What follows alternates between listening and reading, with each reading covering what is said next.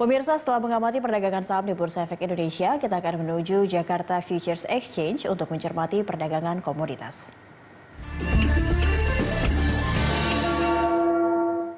Untuk mengetahui perkembangan di pasar komoditas, kita telah terhubung dengan analis Finex Berjangka, Nanang Wahyudi. Selamat pagi, Pak Nanang. Selamat pagi, Mbak Cakri. Selamat pagi. Iya. Ya. Ini kalau kita tahu emas sebagai safe haven yang juga disasar oleh banyak pelaku pasar begitu, namun harga komoditas emas juga fluktuatif, tapi terakhir emas terus menanjak begitu harganya di tengah pandemi virus corona ini. Sebenarnya Benar. faktor apa yang membuat harga emas ini terus meningkat?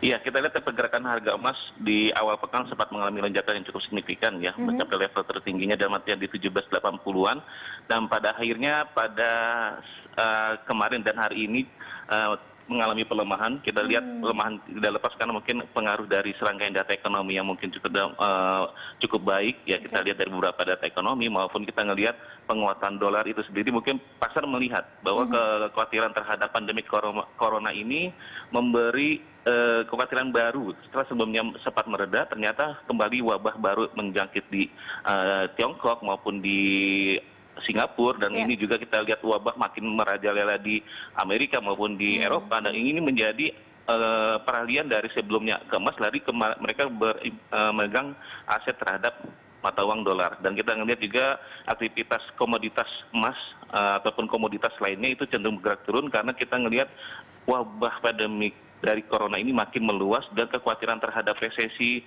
yang lebih besar lagi terhadap ekonomi global itu sedang di ambang pintu, Mbak. Oke, tapi ini tidak menyurutkan minat dari para pelaku pasar untuk tetap menyasar emas begitu dengan harganya yang fluktuatif seperti sekarang ini.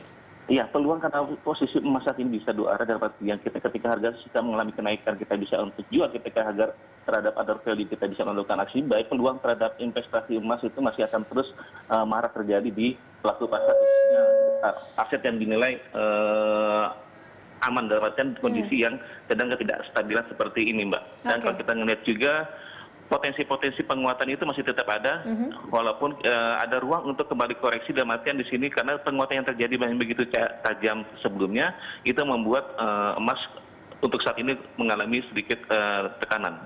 Oke, baik. Berapa total dari volume transaksi untuk komoditas emas, Pak Nanang?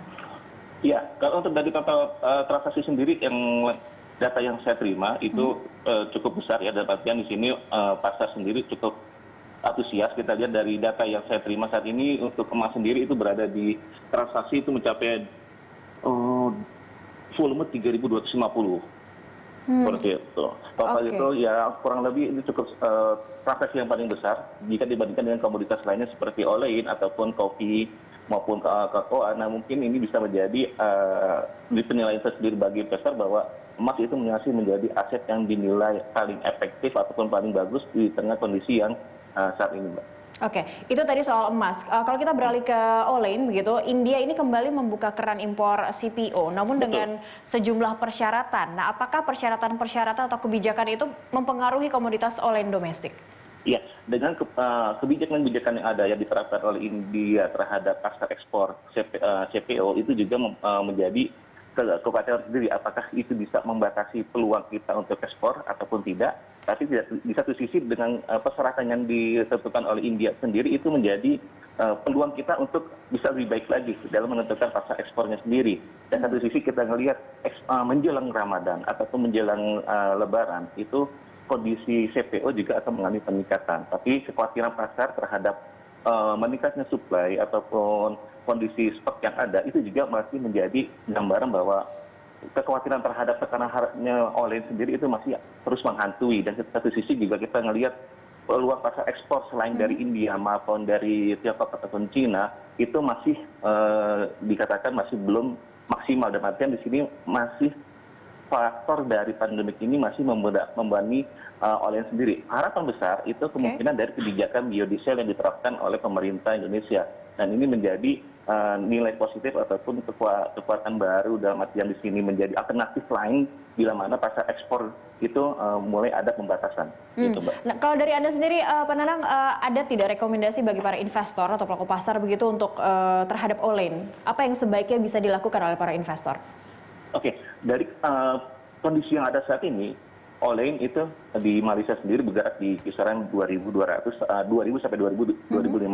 Di satu sisi mungkin kita lihat peluang menjelang Ramadan atau Lebaran itu kemungkinan masih akan ada ruang untuk mengalami kenaikan. Di satu sisi, tapi kenaikan tersebut cenderung bersifatnya terbatas. Jadi peluang kita untuk melakukan aksi sell atau jual itu masih tetap ada pada market olein. Dan ini saran saya, bila terjadi penguatan yang terjadi saat ini ataupun yang dalam arti yang sudah mencapai level over value-nya dia, itu bisa dilakukan aksi jual, dan saya masih merekomendasikan jual terhadap olein.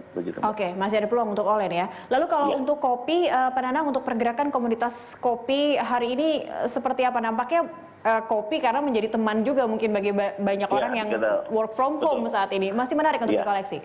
Ya, dengan kopi sendiri kita melihat karantina yang terjadi di beberapa wilayah di Indonesia, itu masih menjadi faktor. Jadi orang berada di rumah, mereka cenderung lebih stay di rumah dan banyak istirahat, melihat berita ataupun melihat untuk bekerja di rumah juga. Itu konsumsi untuk kopi sendiri itu masih meningkat, dan itu juga masih menjadi alternatif pilihan untuk investor untuk beralih investasi khususnya di pasar kopi ini sendiri. Dan kita melihat peluang tersebut walaupun tidak begitu signifikan peluang transaksi di sana, tapi peluang tersebut tetap ada.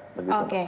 Baik, peluang masih tetap ada begitu intinya ya selama kita work from home dengan pandemi COVID-19 ini. Terima kasih banyak. Kita juga, Baik, terima kasih Pak Nanang Wahyudi telah bergabung bersama kami di IDX Opening Bell hari ini. Ya, selamat.